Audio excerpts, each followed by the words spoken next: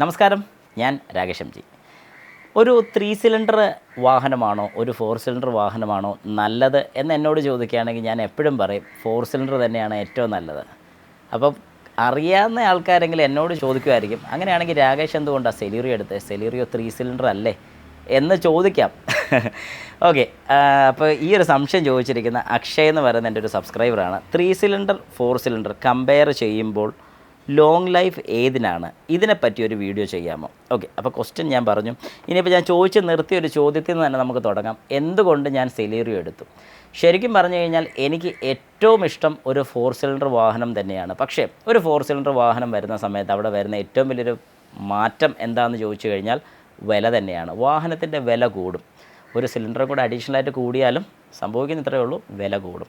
അപ്പോൾ ശരിക്കും പറഞ്ഞു കഴിഞ്ഞാൽ എൻ്റെ ബഡ്ജറ്റിൽ ഒതുങ്ങിയ ഒരു വാഹനം എനിക്കെപ്പോഴും ടോപ്പ് വേരിയൻറ്റ് വേണമെന്നുള്ളതുകൊണ്ട് ZXi തന്നെയാണ് എടുത്തത്.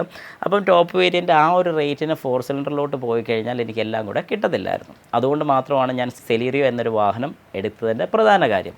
ഓക്കെ, ഇനി നമ്മുടെ ഈ ചോദ്യത്തിലോട്ട് വരാം. 3 സിലിണ്ടറും 4 സിലിണ്ടറും കമ്പയർ ചെയ്ത് കഴിഞ്ഞാൽ ലൈഫ് ഏതിനാണ് കൂടുതലും?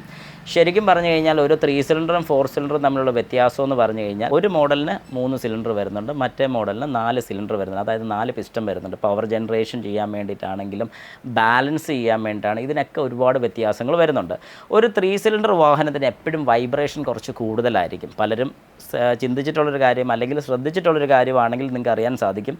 ഒരു വാഗണാറോ, ഒരു 3 സിലിണ്ടർ കാര്യമാണ് പറയുന്നത്, വാഗണാറോ, സെലീറിയോ, ഒരു ഓൾട്ടോ K10, ഓൾട്ടോ 800 ഇങ്ങനത്തെ വാഹനങ്ങളൊക്കെ ഒന്ന് സ്റ്റാർട്ട് ചെയ്ത് നിർത്തിക്കഴിഞ്ഞാൽ വാഹനത്തിന് ഒരു ചെറിയൊരു വൈബ്രേഷൻ എപ്പോഴും ഉണ്ടായിരിക്കും. അതായത് ഈ ഒരു 3 സിലിണ്ടർ വർക്ക് ചെയ്യുന്നതിൻ്റെ ഒരു വൈബ്രേഷൻ ഉണ്ടായിരിക്കും. എന്നാൽ അതേ സ്ഥാനത്ത് ഒരു 4 സിലിണ്ടർ വാഹനം, ഒരു സ്വിഫ്റ്റ്, സിയാസ്, ഡിസയർ ഇങ്ങനത്തെ വാഹനങ്ങളിലെല്ലാം ഒരു 4 സിലിണ്ടർ വരുന്ന വാഹനങ്ങൾ, ഞാൻ മാരുതിയുടെ മാത്രമാണ് ഇപ്പോൾ പറഞ്ഞത്, ബാക്കിയുള്ള വാഹനങ്ങൾക്ക് ഇതുപോലെ തന്നെയാണ്. ഒരു 4 സിലിണ്ടർ വരുന്ന വാഹനത്തിന് എപ്പോഴും വൈബ്രേഷൻ നമ്മൾ അറിയത്ത് പോലുമില്ല. ആ വാഹനം സ്റ്റാർട്ട് ചെയ്ത് നിർത്തിയെന്ന് അറിയത്തില്ല. സ്വിഫ്റ്റ് വാഹനം ഉപയോഗിക്കുന്ന പലർക്കും അറിയാൻ സാധിക്കുമായിരിക്കും. വാഹനം സ്റ്റാർട്ട് ചെയ്ത് കഴിഞ്ഞിട്ടും പിന്നെ സ്റ്റാർട്ട് ചെയ്യാൻ നോക്കും. കാരണം വാഹനം സ്റ്റാർട്ടാണെന്ന് അറിയത്തില്ല, അതുപോലെ സൈലൻ്റാണ് വാഹനത്തിൻ്റെ എൻജിൻ. അപ്പം അത്രയും സൈലൻറ്റ് വരാനുള്ളൊരു കാര്യം എന്ന് പറഞ്ഞാൽ വാഹനത്തിൻ്റെ ബാലൻസിങ് കുറച്ചുകൂടെയും പ്രോപ്പറാണ് ഒരു 4 സിലിണ്ടർ വരുന്ന സമയത്ത്. 3 സിലിണ്ടർ ബാലൻസിങ് പ്രോപ്പർ അല്ലെന്നല്ല ഞാൻ പറയുന്നത്, പക്ഷേ കമ്പാരിറ്റീവ്ലി 4 സിലിണ്ടറിനെ വെച്ച് 3 സിലിണ്ടർ കുറച്ചുകൂടെ വൈബ്രേഷൻ കൂടുതലാണ്. എന്നാൽ ലൈഫിൻ്റെ കാര്യം പറയാനാണെന്നുണ്ടെങ്കിൽ വാഹനം നമ്മൾ നോക്കുന്നത് പോലെ ഇരിക്കും. അതായത് വാഹനത്തിൻ്റെ ഒരു എൻജിൻ ലൈഫ് എന്ന് പറയുന്നത് നമ്മൾ അതിനെ മെയിൻ്റെനൻസ് ചെയ്യുന്നത് പോലെ ഇരിക്കും. പ്രോപ്പറായിട്ടുള്ള മെയിൻ്റെനൻസ്, അതായത് പ്രോപ്പറായിട്ടുള്ള ഓയിൽ ചേഞ്ചും കാര്യങ്ങളൊക്കെ നിങ്ങൾ കറക്റ്റായിട്ട് ചെയ്യാമെന്നുണ്ടെങ്കിൽ നിങ്ങളുടെ വാഹനത്തിന് എപ്പോഴും നല്ല ഫ്യൂൽ എഫിഷ്യൻസി, പെർഫോമൻസ്, വാഹനത്തിൻ്റെ ലൈഫ്, ഈ 3 കാര്യങ്ങൾ എപ്പോഴും കിട്ടുന്നതായിരിക്കും. കാരണം ഒരു 3 സിലിണ്ടർ വാഹനം 1 ലക്ഷം ആകുന്നതിന് മുമ്പ് മാറണോ അല്ലെങ്കിൽ 1 ലക്ഷം ഓടുമോ എന്നൊക്കെ ചോദിക്കുന്ന ഒരു വ്യക്തിയോട് ഞാൻ എപ്പോഴും പറയുന്നൊരു കാര്യം, 2 ലക്ഷത്തിൻ്റെ മേളിലോടിയ വാഗണാർസ് ഉണ്ട്, സെലീറിയോ ഉണ്ട്.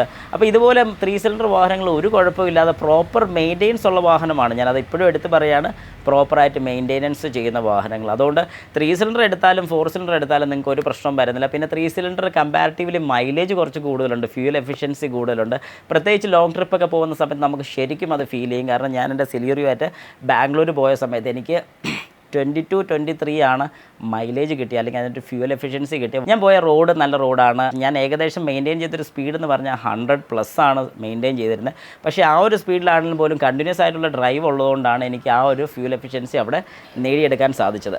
അപ്പം ഞാൻ എപ്പോഴും പറയുന്ന ഒരു 3 സിലിണ്ടർ ആണോ 4 സിലിണ്ടർ ആണോ നല്ലതെന്ന് എന്നോട് ചോദിച്ചാൽ ഞാൻ എപ്പോഴും പറയും 4 സിലിണ്ടർ തന്നെയാണ്. പക്ഷേ കമ്പാരിറ്റീവ്ലി 2 എഞ്ചിൻസിനും വേറെ പ്രശ്നങ്ങളോ കാര്യങ്ങളോ ഒന്നും വരാനില്ല. മെയിൻ്റെനൻസ് പ്രോപ്പർ ആണെന്നുണ്ടെങ്കിൽ വാഹനത്തിൻ്റെ ലൈഫ് കൂടുതൽ കിട്ടുന്നതായിരിക്കും.